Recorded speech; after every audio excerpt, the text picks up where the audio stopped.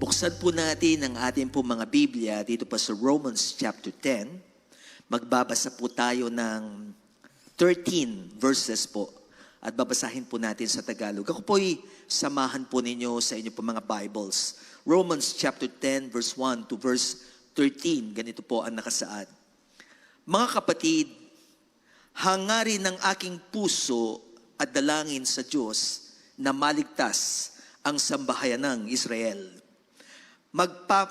Makapagpapatunay ako na masigasig sila tungkol sa Diyos, subalit hindi ito ayon sa tamang pagkaunawa.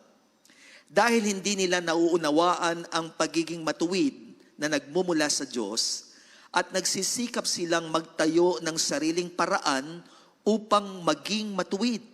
Hindi sila nagpapasakop sa paraan ng Diyos sa pagiging matuwid.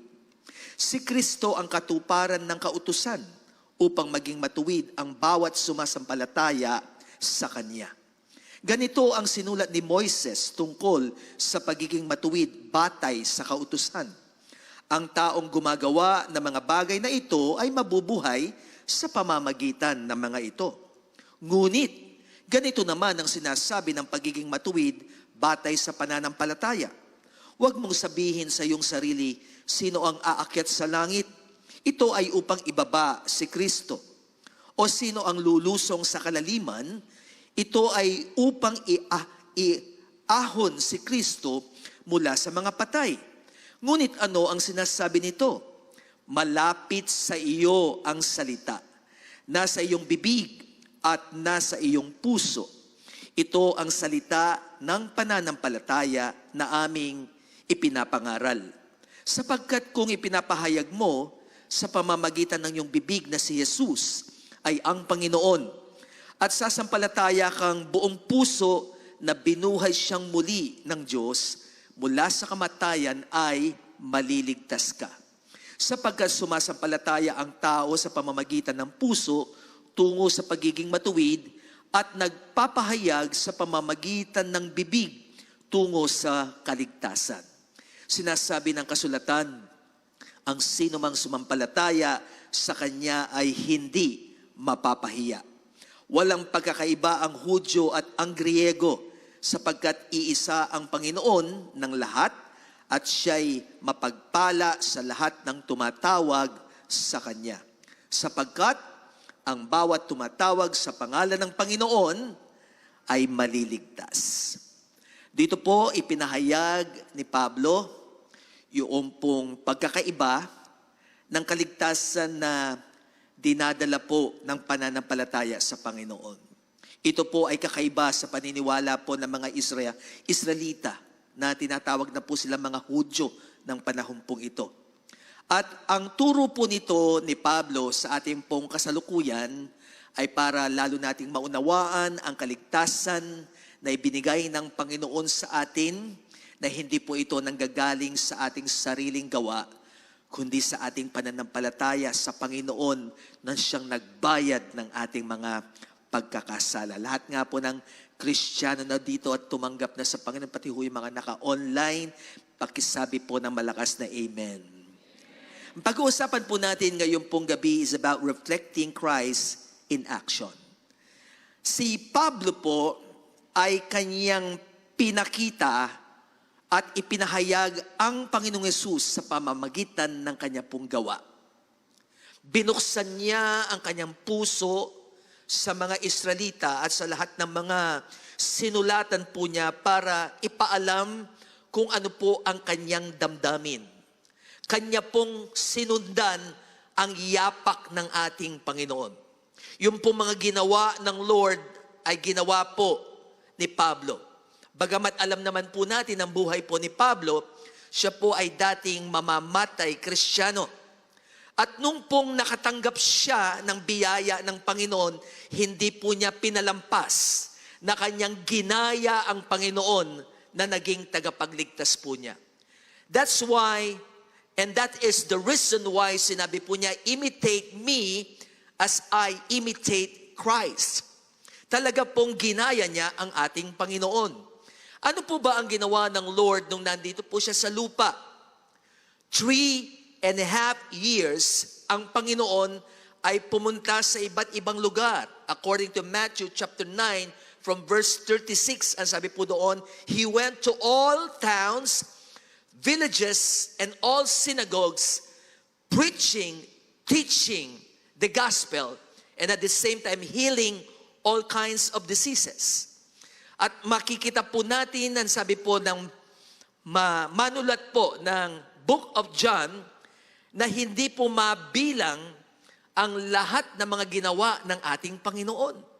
Actually, hyperbole po ito. Kung isusulat daw po ang lahat ng ginawa ng ating Panginoon, ay hindi po magkakasya sa mga libro sa buong mundo. Ganoon karami ang ginawa po ng Panginoon.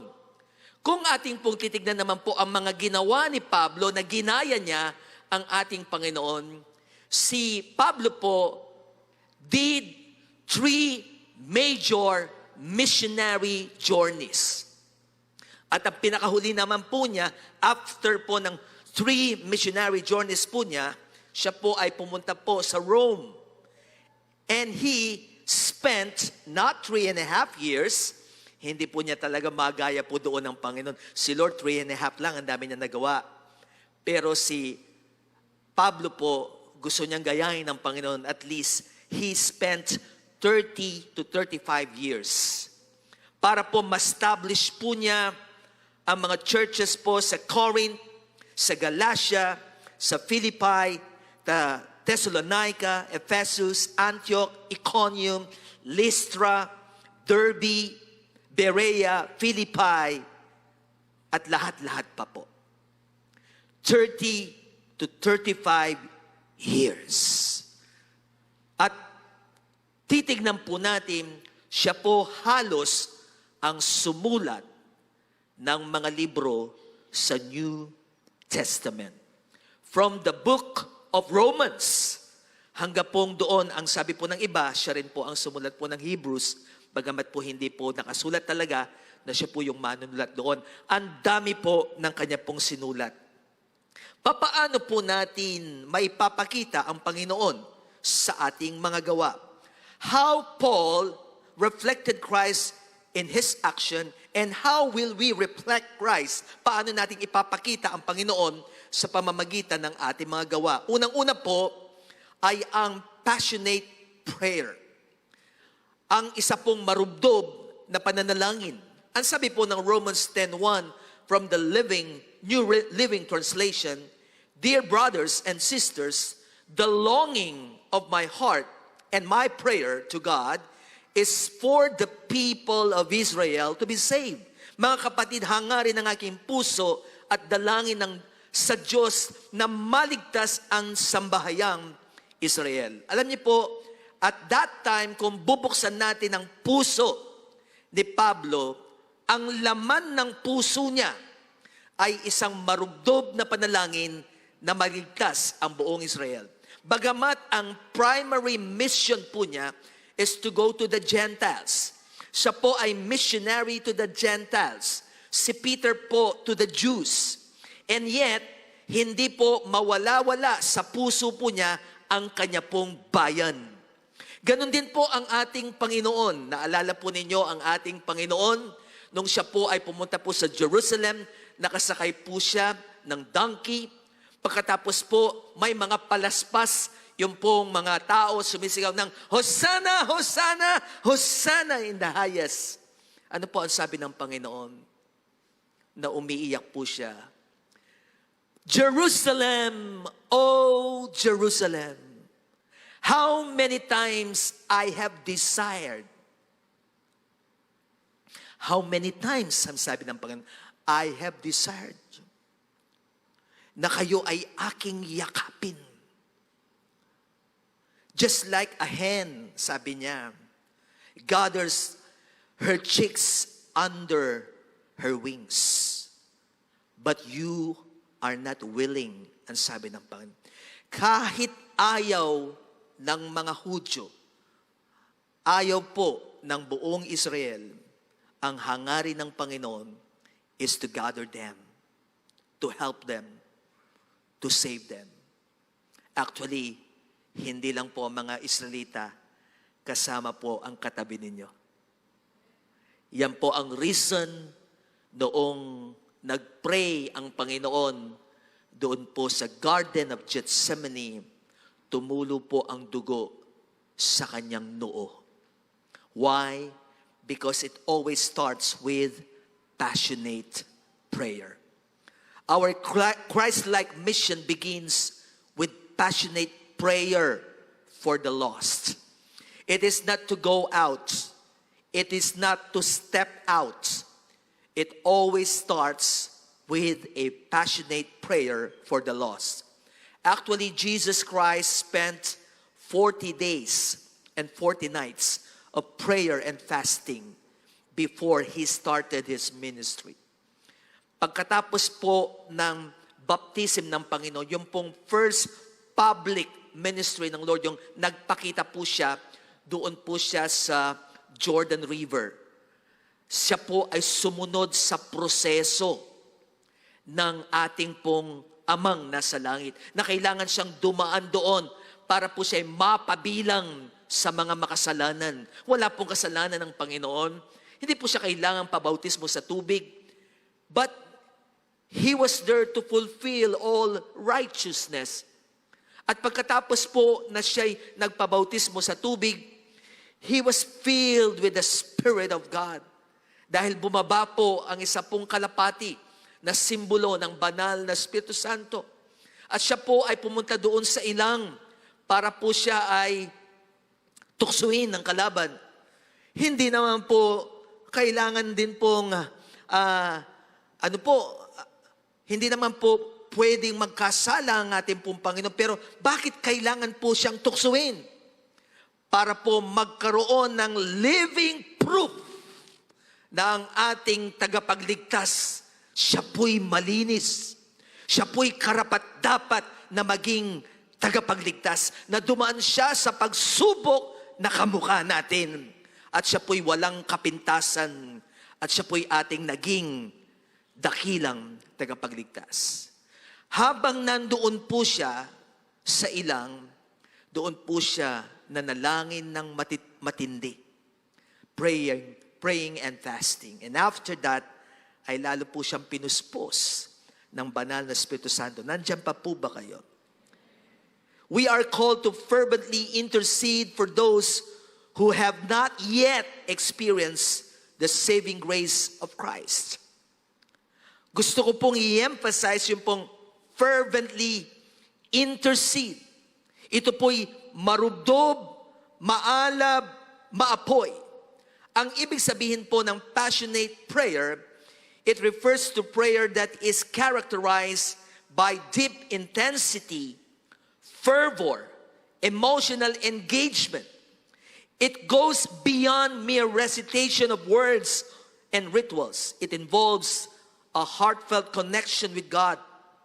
Ito po'y tinagalog ko. Ang marubdob na panalangin ay tumutukoy sa panalangin puno ng malalim na damdamin, init at emosyon na pakikibahagi. Ito ay higit pa sa simpleng pag-uulit ng mga salita at ritual. Ito ay may kaugnayan sa taos-pusong koneksyon sa Diyos. Amen po ba? This is the kind of prayer na gusto ng Panginoon na makita, lalong-lalo na sa panahon natin ngayon. Alam niyo po ba ang isang misyon ng dyablo ngayon? He wants to kill the fire in prayer. Ating pong tignan, gaano po ang level ng prayer natin ngayon. Minsan po ako po'y nagpi-prepare. Ako po ay, papunta na po sa comfort room to prepare po to go to the outreach. Alam niyo po, nung papasok po ako, biglang nakaramdam po ako, parang wala akong gana. Ano yun? Ako po'y magpi-prepare na to preach, to go to the outreach. Biglang merong parang wala akong gana. Parang ayaw kong maglingkod. Alam niyo po, pagpasok ko po sa comfort room, alam niyo po yung ginawa ko, yung pong word doon, yung overpower. What you feel that is negative, you need to overpower. Kinausap ko ang Diablo. Diablo ka. Sa pinaparamdam mo sa akin ngayon na walang gana, ang gagawin ko, lalo kong paglilingkuran ang Panginoon, sabi ko sa kanya. Lalo ako magiging maalab sa aking panalangin. Lalo kong iaangat ang aking pagsamba sa Panginoon. Ginanon ko po yung Diablo. Hindi ko naman po siya nakikita. Pero may ramdam kasi ako. Kasi hindi naman galing sa Lord yun, amen? Kung kayo po'y nakakaramdam ng ganoon, ano pong ginagawa nyo? Hinahayaan lang po ninyong maramdaman natin yun. Uy, wala akong gana ngayon. Wala akong ganang mag-pray. Excited kang mag-attend, biglang nawala yung excitement. Mag-o-online na lang ako. Nawalan ako ng gana. Ay mga kapatid, kapag nakakaramdam tayo ng walang gana, pinapatay ng Diablo yung apoy, lalo kang maging maapoy. Lalo kang maging marubdob sa iyong pananalangin. Lalo kang lumuhod. Yung mga times sabi ko sa inyo, masakit yung tuhod ko. Ayaw ko to, Panginoon. Kailangan luluhod pa rin ako. Gusto ko yung gesture of prayer na nakaluhod. Salamat, pinalakas ng Lord yung mga tuhod ko. I will still pray. Ang sabi ko po. Kaya pakisabi sa katabi mo, huwag kang magpapatalo, kapatid. Doon po sa kabila, huwag kang magpapatalo, kapatid. Sabi po ni John Wesley, prayer is where the action is. Never start a mission without intercession. Nasaan yung action? Sa prayer. Kapag po tayo ay lalabas na at maglilingkod, bunga po yan nung action natin sa prayer. Kapag kulang tayo ng marubdob na pananalangin, our ministry will be lifeless. That's why passionate prayer must be brought back to the church. Dapat maibalik ang marubdob na pananalangin sa loob po ng gawain ng ating Panginoon. Bakit po ito ang prayer ni Paul? Ano po ba ang sinabi po niya? Bakit gusto niya na maging ganito karubdob ang kanyang pagpipray? Ang sabi po sa verse 2 and verse 3, makapagpapatunay ako na masigasig sila tungkol sa Diyos, subalit hindi ito ayon sa tamang pagkaunawa. Dahil hindi nila nauunawaan ang pagiging matuwid na nagmumula sa Diyos at nagsisikap silang magtayo ng sariling paraan upang maging matuwid. Hindi sila nagpapasakop sa paraan ng Diyos sa pagiging matuwid. Na-experience po kasi ito ni Pablo. Di ba may sariling katuwiran si Pablo? Ang alam niya, siya po ay masigasig at tama yung kanyang sigasig na pinupuntahan po niya yung po mga Kristiyano at gumagawa siya ng paraan na mapigilan ang mga ginagawa ng mga Kristiyano. Pinapapatay niya ang mga Kristiyano. At alam niya, ginagawa niya ang kalooban ng Panginoon. Sapagkat ang alam niya, mali ang turo ng mga Kristiyano. Dahil siya po ay law pa rin yun sa kanya. Yung tinuturo pong by grace ng mga Kristiyano, mali daw po iyon. Kaya ano po ang nangyari? Noon po siya nakaranas ng biyaya ng Panginoon. Nagkaroon po siya ng awa. Nagkaroon siya ng damdamin gayon sa kanyang mga kapwa Hudyo. Sino po sa inyo, marubdob ninyong pinagpipray, yung mga dati ninyong kasama na akala nila tama ang ginagawa nila pero mali? Dahil dati, ganun din po tayo. Tama po ba? Ako po every time na nakikita ko po yung mga kaibigan ko, yung mga kaklase ko, yung mga dati ko po mga kabarkada, na pareho po kami ng paniniwala dati, I do not judge them. Hindi po ako nagsasabi ng negative, but I pray for them na darating po ang araw, sila po ay makakakilala sa Panginoon. Meron po akong dakilang persecutor. Kamag-anak po yan ni Pastora, alam po niya yan. Every time na nagkikita po kami, grabe po mga pinagsasabi sa akin dahil pastor po ako, tahimik lang po ako. Pero hindi po niya alam, pinagpipray ko po siya. Alam niyo po, na born again po siya. Palakpakan natin ang Panginoon.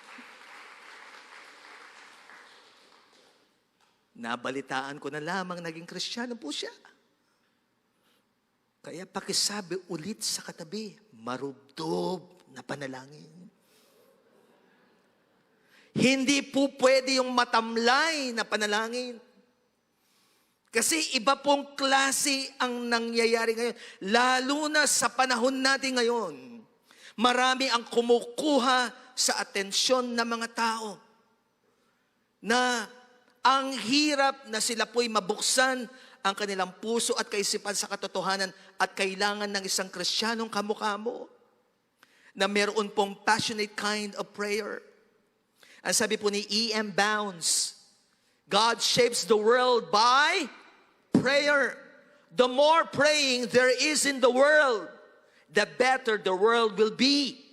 The mightier the forces against evil.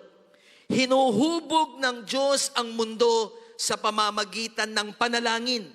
Mas maraming panalangin sa mundo, mas mabuti ang mundo. Mas malakas ang mga puwersa laban sa kasamaan. Kaya nga, tayo po na maraming magpipray ngayon, mas malakas ang puwersa natin laban sa kalaban. Sabi ng Biblia, ang panalangin ng isa lang, na matuwid. Ito po ay mabisa at makapangyarihan. James chapter 5, verse 16, the effectual fervent prayer of a righteous man, that's a one person, is powerful and effective.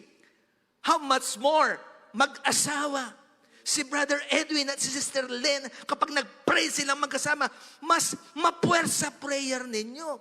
At isasama pa ninyo yung anak mo, yung apo mo, yung ka-care group mo.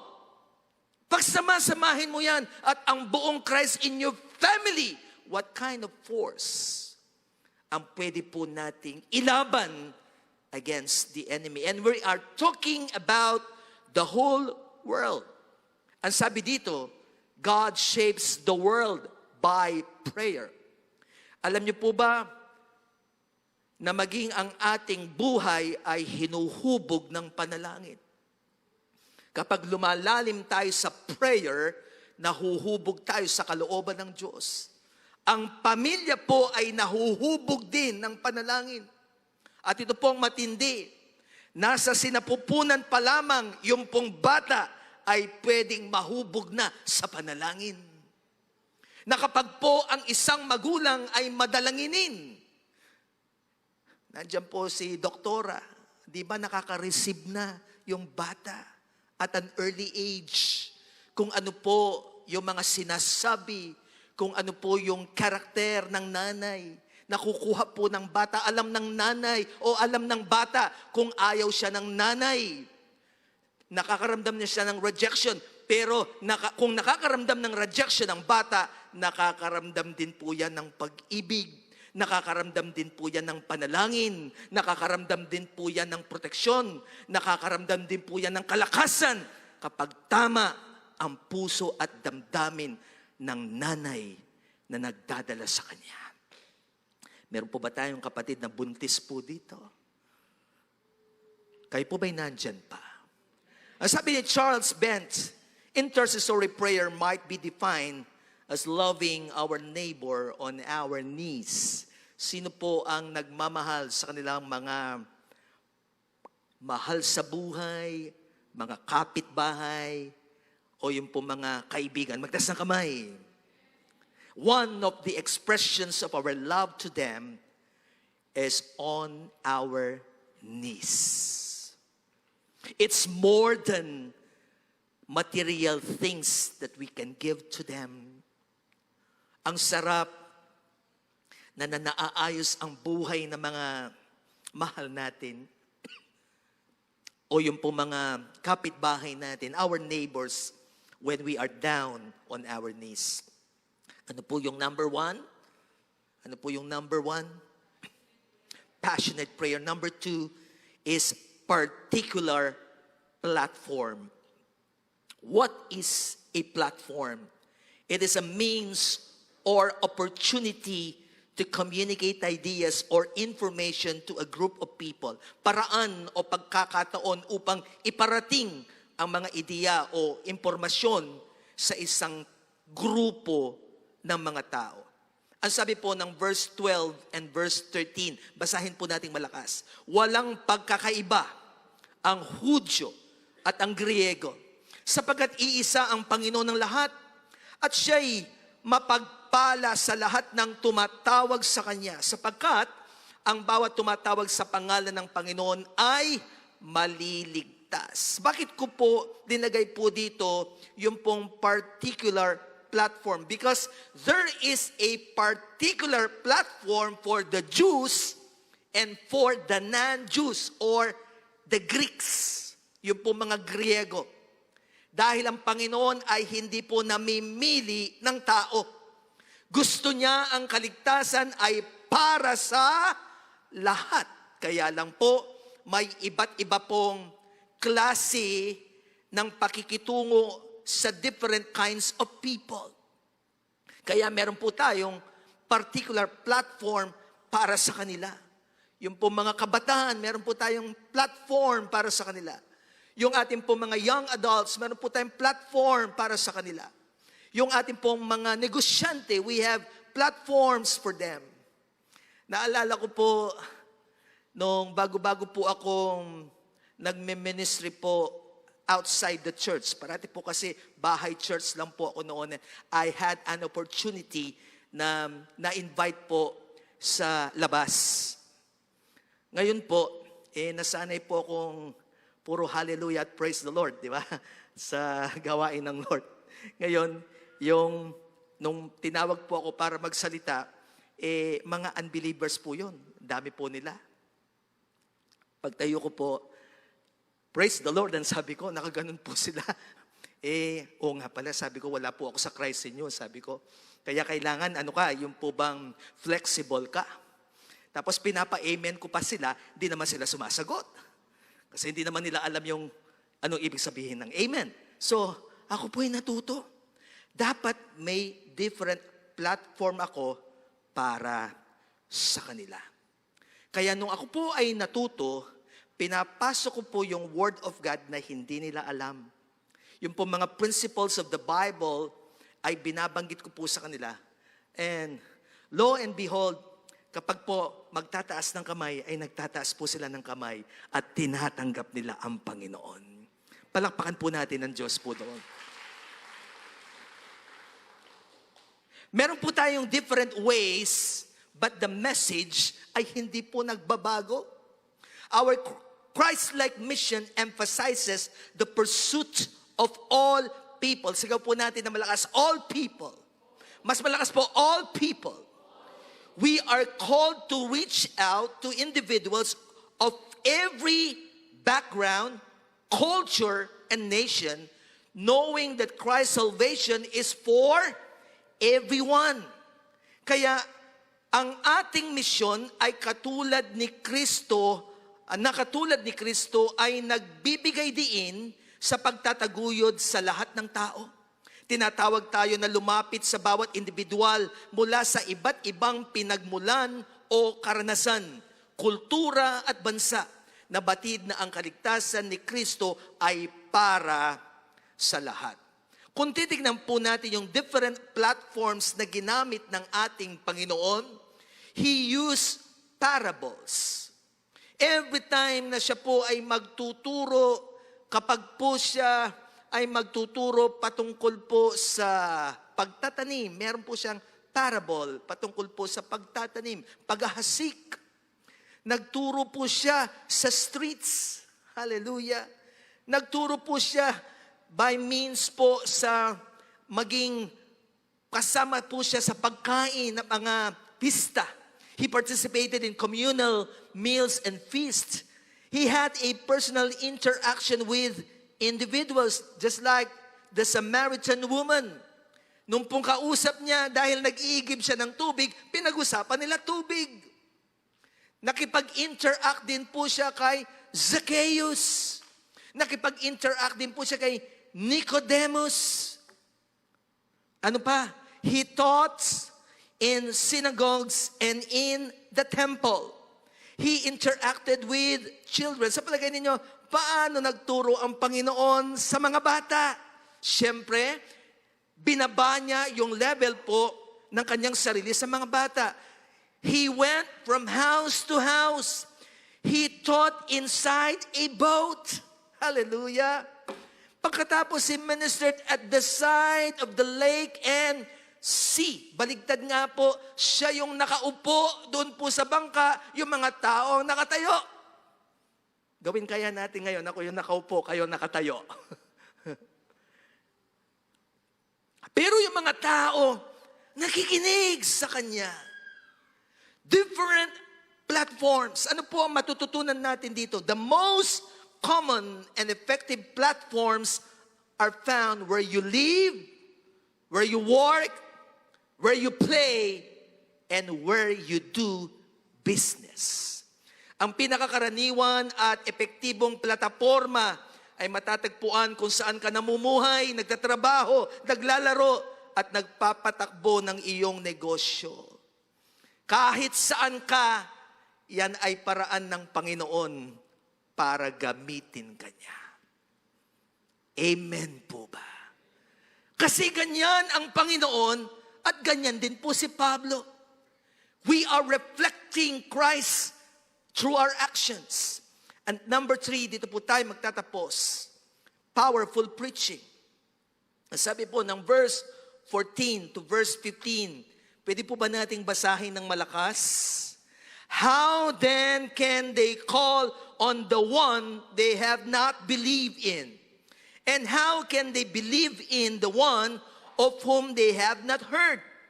And how can they hear without someone preaching to them? And how can anyone preach unless they are sent? As it is written, how beautiful are the feet of those who bring good news. Tignan nyo nga po ang inyo pong mga paa. Sandali. Sabi ko nga po noon, ang mga beautiful feet ay hindi po yung mga naka-pedicure. Hindi po yung bagong foot spa. Yung pong mga magagandang paa, kahit may kulubot na po yan, at ito po'y matanda na, medyo marumi ng konti, importante humahayo at ipinapangaral ang salita ng Panginoon. Kasi lalo na kapag pumupunta ka sa mga bundok, madudumihan ang mga paa mo. But in the sight of God, you have beautiful feet. Ang sabi po ng John chapter 6 verse 63, ang Espiritu ang nagbibigay ng buhay. Ang laman ay walang pakinabang. Ang mga salitang sinasabi ko sa inyo ay Espiritu at buhay. Every time na tayo po'y humahayo, and we are bringing the very words of the Lord, ang ating pong mga salita ay puno ito ng buhay. Yan ang nakasaad dito. The words of the Lord, they are full of life. Kaya po, powerful preaching is life-transforming. Ito po ay nagbabago ng buhay. Noong pong nagkaroon tayo ng ordination po last Saturday, po, ay na-emphasize ko po doon sa cross. Ang sabi po ng 1 Corinthians chapter 1 verse 18, for the message of the cross is what foolishness to those who are perishing, But to us who are being saved, it is the power of God. Wala pong power doon po sa cross. Kasi yung iba, yun ang ginagamit pampaalis ng masamang spirito. Walang power ang cross. Ang sabi doon, the message of the cross is power. Amen? Sabihin natin malakas, the message of the cross is powerful. Mas malakas po, the message of the cross is powerful. And what is the message of the cross? It is the gospel. Na mayroong Panginoong Yesus na nagkatawang tao. Siya po'y namatay sa krus. Binayaran ng ating mga kasalanan. Nabuhay na muli. At nagbibigay siya ng buhay na walang hanggan sa mga taong maniniwala sa Kanya. At kapag yun ay kanilang tinanggap, yung pong preaching na yun, yung message na yun, magbabago yung buhay nila. Kaya nga po, the message of the cross is powerful because it transforms lives. Isa po sa binago, yung katabi mo. Tingnan nyo nga po yung katabi nyo. Ayan, si Brother Joel na lang, hallelujah. Nagpapakita na napakatindi ng message na daladala natin. It is life-transforming. Nandiyan ba si Brother Jonathan?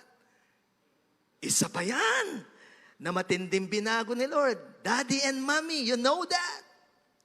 That's what kind of power we are bringing. The message of the cross. Because this is full of life and spirit. Ang sabi po ng Acts 2:37 in Tagalog, ang mga salita ni Pedro ay tumagos sa kanilang mga puso at kanilang sinabi sa kanya at sa iba pang mga apostol, mga kapatid, ano ang dapat naming gawin? Sa English po, the words of Peter prick the heart. Tumagos sa puso. Hindi po bumalik ng walang kabuluhan. Pasok na pasok. Tagos na tagos. Naramdaman nyo na po yung ganon? Yung talagang ang sakit, pero ang sarap. Na bigla kang pupunta sa harapan, humahagulgul ka, at gusto mong magbagong buhay. Ito ko po'y parating kinukwento ko po sa ating pong encounter. Meron pong isang kapatid na nag-encounter, tumagos sa puso niya ang message ng Panginoon. Alam niyo po ba, during the deliverance, habang nagpipreach po at the time po si Pastor Herbert sa deliverance, kinausap po ako nung isa po sa mga nag-encounter at ang sabi, pwede po ba akong umuwi? Uuwi ka na? Ayaw mo nang mag-encounter? Hindi po, sabi niya, pupunta po ako sa bahay, gusto ko pong kunin ang lahat ng aking po mga DVD. May mga DVD pa po noon. Mga panoorin po na malalaswa. Gusto ko pong isuko sa Panginoon. Pagdating po niya dito, alam niyo po kung gaano karami ang kanyang mga DVD at mga CDs. Isang kumot. Dala-dala po niya dito. At sinunog nating lahat. That's the power of the preaching of the Word of God. Parang hindi yata kayo masaya. Siyempre, palakpakan natin ang Panginoon. Yung mga iba, during service po, pupunta sa harapan, yung po mga sigarilyo ho nila, haba palang nag-a-attend po, ay may sigarilyo dyan pala sa bulsa ho nila. Bigla po nilang aalisin at ilalagay po sa altar. Sinusuko nila yung bisyo nila sa Panginoon. Yan po ba ay magagawa ng tao? Hindi. Yan ay kilos ng banal na Espiritu Santo na siyang nagbibigay ng buhay sa ating po mga pinapangaral. Ang sabi po ni Billy Graham, the sermon is not intended to give information. The primary function of the sermon is to get decisions for Christ. Kaya dito po sa 2 Corinthians chapter 6 verse 1 and 2, sa akin pong pagtatapos bilang mga kamanggagawa ng Diyos. Sino po mga kamanggagawa ng Diyos? Magsabi ulit ng malakas na amen. Nagsusumamo kami sa inyo na huwag ninyong sayangin ang pagtanggap ninyo ng kanyang biyaya. Sapagkat sinasabi niya, sa tamang panahon ikaw ay aking pinakinggan at sa araw ng kaligtasan ikaw ay aking tinulungan. Ngayon, ang tamang panahon, ngayon, ang araw ng kaligtasan. Sino pong naniniwala every day is a day of salvation? That's the reason why hindi po natin sinasayang ang biyayang ating natanggap sa Panginoon. Kung tayo tumanggap ng kanyang biyaya, it is just proper to share the grace, the salvation, the freedom na ating pong tinanggap mula po sa Panginoon. Dahil araw-araw ay meron pong napapahamak. Araw-araw may nangangailangan po ng ating mensahe. Kaya in reflecting Christ in action, ito pong tatlong bagay na ito, huwag niyong kakalimutan. Our prayers must be passionate. And we should have a particular platform para po maintindihan ng ating pong pinapangaral. And always remember, your preaching is powerful because the Spirit of God brings life sa ating pong mga sinasabi. Ang sabi po ng Romans 10:15, as it is written, how beautiful are the feet of those who bring good news. The one who brings the message of salvation is highly valued. He is prized. We are called to be esteemed bearers of the message of hope, shining the light of Christ's grace into the world. Masyadong tinaas yung pong halaga ng mga tao na nagdadala ng mensahe ng Panginoon. Tayo pong lahat ay tumayo sa presensya ng ating Panginoon. Thank you, Jesus. We have a lot of time. Gusto ko po i-spend natin yung time na ito na magkaroon po tayo ng passionate prayer for our loved ones, for those people who are in need of God's grace and salvation. Bago po natin gawin yung ating marubdob na panalangin, can we sing about that song, I Speak Jesus? Do you want to speak Jesus? Sa iba't ibang lugar, dapat naririnig ang pangalan ng ating Panginoon. Dapat makilala siya. At mag-uumpisa po yan sa pamamagitan ng pagkakaroon ng marubdob na pagpipray. Hallelujah. Habang inaawit po natin ito, may malalim na pagnanasa sa ating puso na sa bawat lugar, ang Panginoon ay may pangalan. Siya'y maitaas, hindi po ang ating sarili. Tayo po ay ginagamit lang ng Panginoon. We are mere vessels. There is a treasure inside of this vessel. And that treasure must be shared to those people who are in need. Hallelujah. Thank you, Jesus. Let's lift our hands.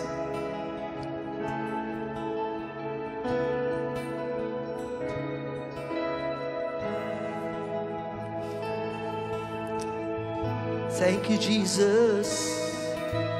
I just want to speak the name of Jesus over every heart and every mind. 'Cause I know there is peace within your presence. I speak Jesus.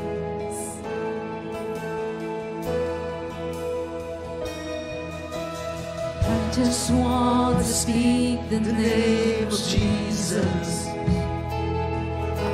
Till every dark addiction starts to break. Yes, God. Declaring there is hope and there is freedom. I speak Jesus.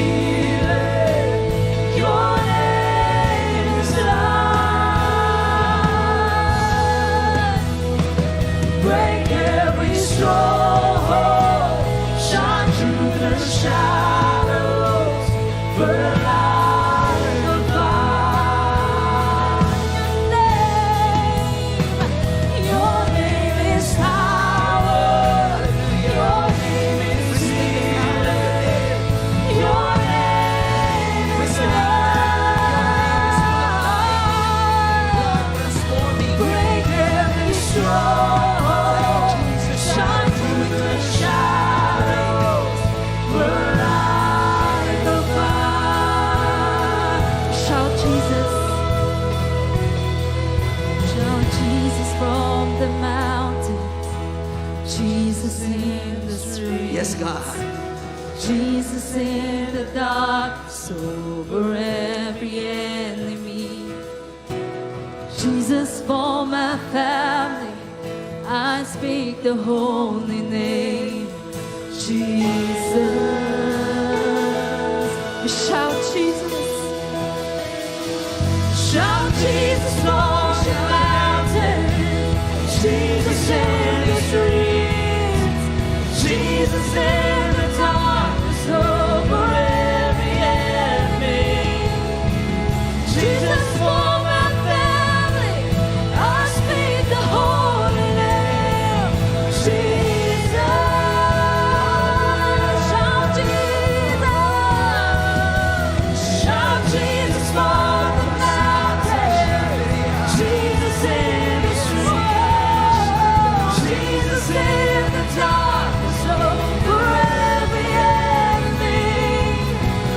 Jesus for my family, I speak the holy name. Jesus,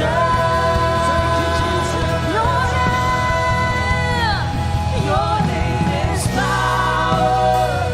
Your name is healing. Your name is love. Break every stronghold, shine through the shadow, but I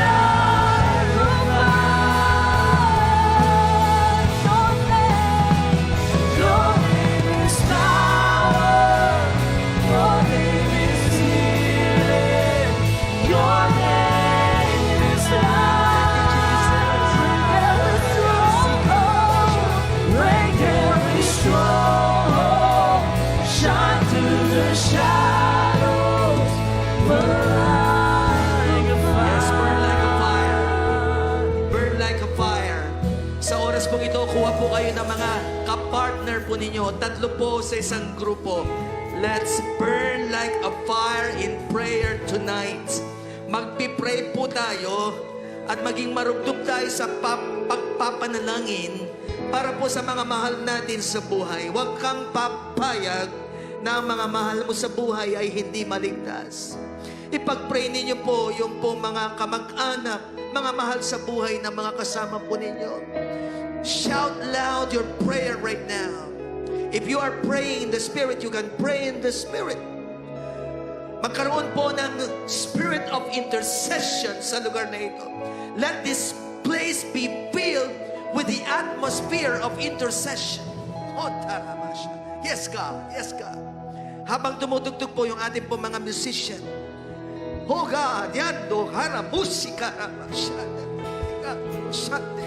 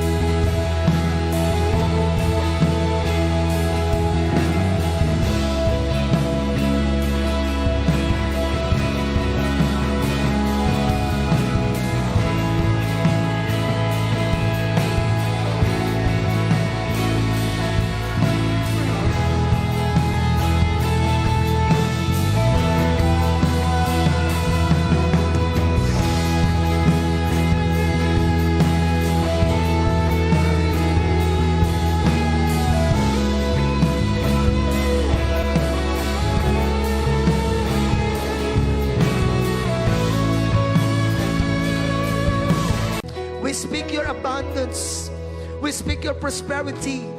We speak productivity and fruitfulness in every family. In the powerful name of Jesus. Hallelujah.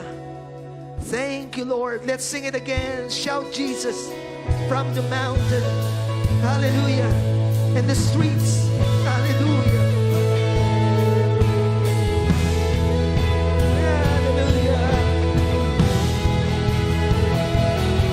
Shout Jesus from the mountain, Jesus in the streets, Jesus in the darkness over every enemy. Jesus for my family, I speak the holy name, Jesus. Your name is power. Your name is healing. Your name is life. Break every stronghold. Shine through the shadows. Burn like a fire. Your name is power. Your name is healing. Your name is life. Break every stronghold. Shine through the shadows. Burn like a fire. Thank you, Jesus. Salamat po sa diwa ng panalangin. Salamat po sa diwa ng pagkakaisa. Salamat po sa ramdam naming presensya ng aming Panginoon. At ito po ang aming babaunin sa aming pong pag-uwi. Samahan kami ng iyong pag-ibig, ng iyong kapayapaan, at ng iyong kagalakan na nagbibigay ng lakas sa amin. Ito po ang aming dalangin. Sa ngalan ng Ama, ng Anak, at ng Banal na Espiritu Santo, ang lahat po'y magsabi na, Amen. Amen. God bless us all po.